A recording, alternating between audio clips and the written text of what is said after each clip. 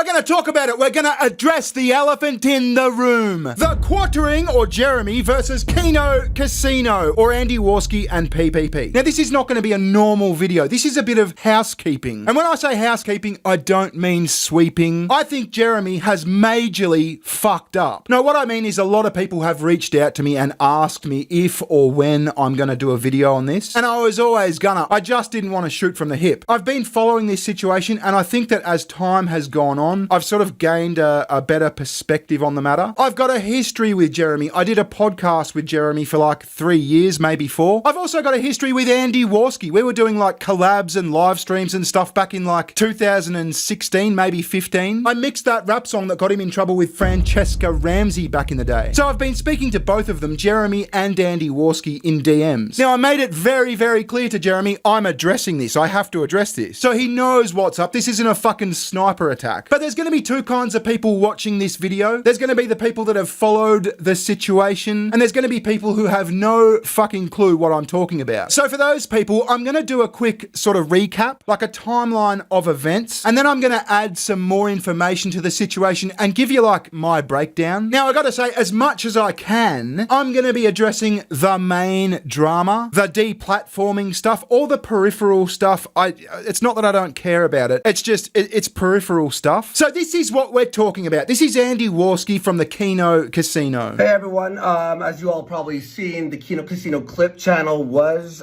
flagged down by the Quartering. He's actually bragging about it right now by showing cards on his main Twitter page. You know, and we weren't banned off of YouTube. We weren't ban evading. You know, I was unbanned. I tweeted about this 3 days ago and I put the link. Well, someone just sent me a little tweet there and I checked the link.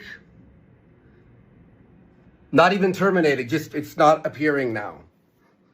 Okay, so he flagged or got this removed. My Andy Warski channel that was unbanned 6 months ago got that banned, and the Kino Casino clip channel, even though we were unbanned. So flagging and deplatforming and stuff in the content creator world is a no-no. You just don't do it. It's like snitching in prison. We've already got enough everyday, ordinary, sensitive pussies flagging us. We don't need the extra fire. ShoeOnHead said it rather succinctly here. Threatening to deplatform a channel is like threatening to use a nuke in the world of the internet. Completely against bro code. Every public figure is mocked and their personal lives gossiped about. I learn new law about myself every day, but never threaten to destroy those people's lives. You need to apologize, etc., etc. So the Kino Casino have been A-logging Jeremy. They've been talking shit. They've been teasing him. And they've been focused on a friend that apparently Jeremy has that is involved in some like weird stuff. I'm not going to go into it. As I said, I don't want to talk about the peripherals, but it's like bull swinger stuff. I'm not going to gossip about Jeremy's personal life. I think I owe him that much, but it's like kind of part of the story. So here's the timeline of events. I might be missing a few things, but the bones are there. The 5th of April. Now you got to keep in mind, this might be like weird, fucked up Australia time. Timery doos, if you like. Like this might have actually been the 4th of April, but I've seen it like on my timeline on the 5th. PPP tweets, the Quartering and his bull are desperate to hide his bull's criminal history. They've flagged down our video, blah, blah, blah. So there's a video taken down via a privacy notice. Now the Kino Casino jump on their stream and say, Jeremy did this. I think with personal information stuff, you have to be like the guy. You have to be the guy whose personal information is exposed. So I think it might be the bull. Like I said, I don't really want to talk about this bull stuff, but it's all sort of intertwined. The 6th of April. Jeremy basically goes fucking spastic. He's insisting that video takedown wasn't him, and that one probably wasn't. He's saying, I've shown unrefuted video evidence that I have in fact not flagged you down, and you've continued to lie about me, Andy. I'll go ahead and take everything you have. I've given you clowns plenty of runway, both publicly and privately. Enough is enough, too bad. He continues, first will be your YouTube, which is in violation of ban evasion, easy takedown. And next will be your kick. I literally begged you to be reasonable. I tried everything. You chose this. All I wanted was to let you guys dunk on me. If these clowns keep going after my friends and family just because they don't like me, I will in fact take everything they have and never apologize for it. Psycho weirdos are messaging my wife, calling her phone, people are harassing harassing my friends, roast me, fine. There used to be a line, my wife and my family are being harassed, blah, blah, blah. They have no rules and starting today, neither do I. All their fans justifying making my wife live in terror. I hope you all support them financially because it's your fault they're about to lose $100,000 a year. And this is Jeremy reaching out to Eddie, the owner of Kick, the platform that the casino stream on. So he's saying, look, I'm kind of a big deal. Reach out, I got something to talk about with ya, bruh. So I mean, kinda sus. He's talking about yeeting their channels publicly. He's wanting to make inroads with Eddie from Kick. And then he jumps on the DMs with none other than fucking Josh from Kiwi Farms. I mean, this is incredible. So he starts this like negotiation thing with Josh, I guess. I'm not going to read all these. You can zoom in if you want. But he's saying more of the same stuff like, I'm a big deal. I could get them taken down. It only takes one phone call and bang, they're fucking gone. You know, it's just like, I don't even know how to describe it. It's fucking gay, man. I'm sorry, Jeremy. It's fucking gay. I was watching a Nicholas Deorio video the other day. I think he was counting the amount of times that Jeremy threatened to have their channel terminated. And I think I stopped watching after like 28 times. Yeah, I think is that 28? Are we going back to counting again? The 10th of April, Jeremy jumps on Twitter and says, I'm sorry guys, I've been a bit of a dick. I got triggered, I'm sorry to my audience. I will not take down their channel, that's cringe. He got met with a bunch of replies from like other creators saying, yeah bro, that's fucking cringe, you need to apologise to Kino Casino because this is gay. One of those people was ShoeOnHead, that tweet we saw before saying, look, you gotta apologise, and Jeremy responds, oh Shoe, on that second part, I will never apologise to these fucking losers who circulate photoshopped, disgusting pictures of my wife. We're not 18 years old anymore, blah, blah, blah. The 11th of April, I fucking promise we're almost done. If you've been following this, you've heard all this fucking shit before, but I promise we're almost done. Then I can take a breath and I'll add some more stuff. PPP tweets, well, short to his word, quartering flagged down our entire clip channel for ban evasion. He really is the most pathetic worm, blah, blah, blah. Then we get the Andy Warski video we saw before, and Jeremy tweets this birthday card, which is made out of cards. Now, I just want to point out, I haven't seen anyone else point this out, but these two tweets are only 31 minutes apart. You've got 10:20 and you've got 9:49. Now, again, this might be timery doos, weird fucked up Australia time, but fancy that, 31 minutes apart. The casino gets banned, and Jeremy tweets his casino-themed birthday card that says, you are kind of a big deal. I don't think that makes me a conspiracy theorist. I think that's a bit sus. So anyway, as soon as this happens, the boys get back on stream, make a big song and dance about how the clip channel, which was apparently ran by their editor, like the editor was getting all the money from the clip channel monetization, was taken down. The channel was banned. It was terminated. So Jeremy starts going, want me? It wasn't me. I would never do such a thing. Why would you point fingers at me? How could you? So he starts showing his YouTube report histories for all his channels except for Unsleeved Media. More on that later. But then, a few days later, he's on stream and this happens.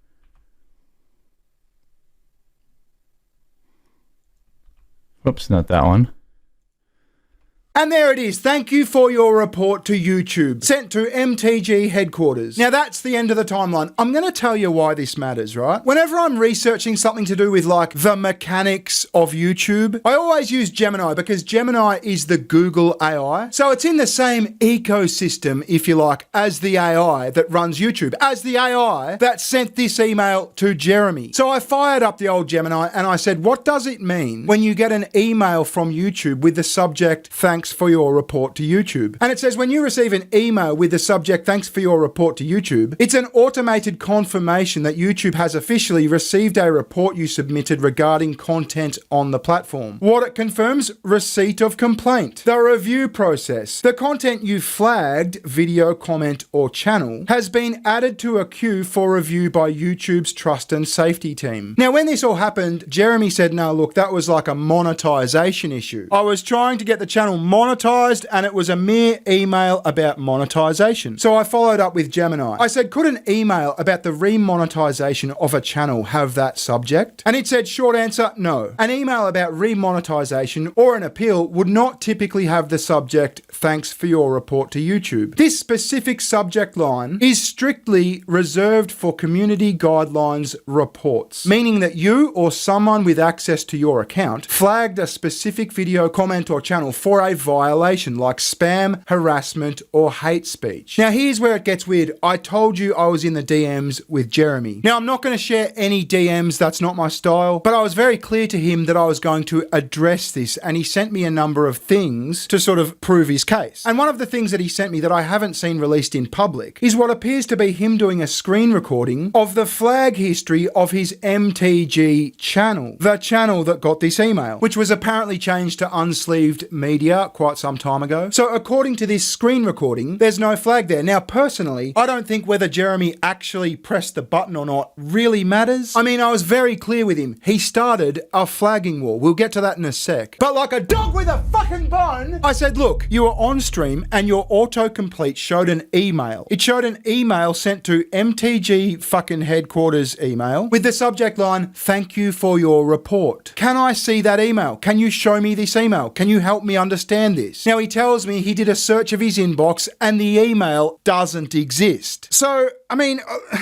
Fuck, at the risk of sounding like a fucking feminist, I feel like I'm being gaslit. The email exists. What are you talking about? We all saw the email. Now, maybe the email has been deleted or something, I don't know. But the email was definitely fucking there. Now, as I was saying, I don't think this really matters. I don't think whether Jeremy pressed the button or not really matters. I mean, fucking, what was it, 28 times? Yeah, I think is that 28? Are we going back to counting again? 28 threats, right? In the DMs to Josh and in public on Twitter, he threatened to have Kino Casino's clip channel yeeted 28 times. Now, there's a number of possibilities here. Like he said, did he call his non-Indian YouTube rep? Did he just trigger a flagging war? You see, on the internet, there's always people that fucking hate you. There's people that hate me. There's people that hate Kino Casino. There's people that hate Jeremy. So as soon as they see this, they see blood in the water. Oh, Jeremy's threatening to have the Kino Casino's clip channel taken down. Let's fucking start mass flagging the Kino Casino clip channel. Jeremy's gonna get the blame for it and happy fucking days. That is a very real possibility. But Jeremy still started that fucking war by acting like a big man. By saying, one phone call, I'll get your channel terminated. You know what I mean? And now there's multiple fucking casualties. Like Elissa Clips has been getting flagged. Josh from Kiwi Farms, he's been getting flagged too. That Luther Morgan, the author of the Lolcow book, he's been getting flagged. A guy called Rant Man, he's been getting flagged too. It's because this frenzy has been started. So whether it's Jeremy or not hitting the button, he's still responsible, especially given Jeremy's take on online harassment. See, when I got in touch with Jeremy, I said, did you flag the Kino Casino Clips channel? And immediately it was defensive. It was more than defensive. It was, you're taken up for the casino, you're on their side. Like as if I'm some sort of traitor. Like I'm not in the fucking T-Birds gang. I take up for myself. And right now, the people that watch my videos, consume my content, want me to talk about this. And I gotta say, I'm slightly fucking perturbed about this too. So anyway, Jeremy said no, he did not flag the casino's channel. He said all those threats that I made were just me bluffing. It might have been my audience, but I think they know I wouldn't want that. I mean, really? Do they really know that? You just publicly said several times that you want this channel terminated. But anyway, he said it was all a bluff and he had to do it because they were harassing his wife. So I said, really? Andy and PPP are harassing your wife? Because from what I've seen, they tend to say, don't harass Jeremy's wife. So I asked him, can you show me? Can you show me an example of this? Help me understand. And the response was, just go look at the farms, as in Kiwi Farms. So I said, wait, you're talking about random people on Kiwi Farms? Kiwi Farms once had a rumor that I was a pedo and my wife was a 15-year-old Filipino girl I was holding prisoner. Shortly after I realized it wasn't Kiwi Farms, it was like another gossip site. I don't think it's around anymore. But just for the record, my wife is a year younger than me and she's a half Filipino that I hold prisoner. But my point is, if the casino are responsible for what random people on Kiwi Farms do, then surely Jeremy is responsible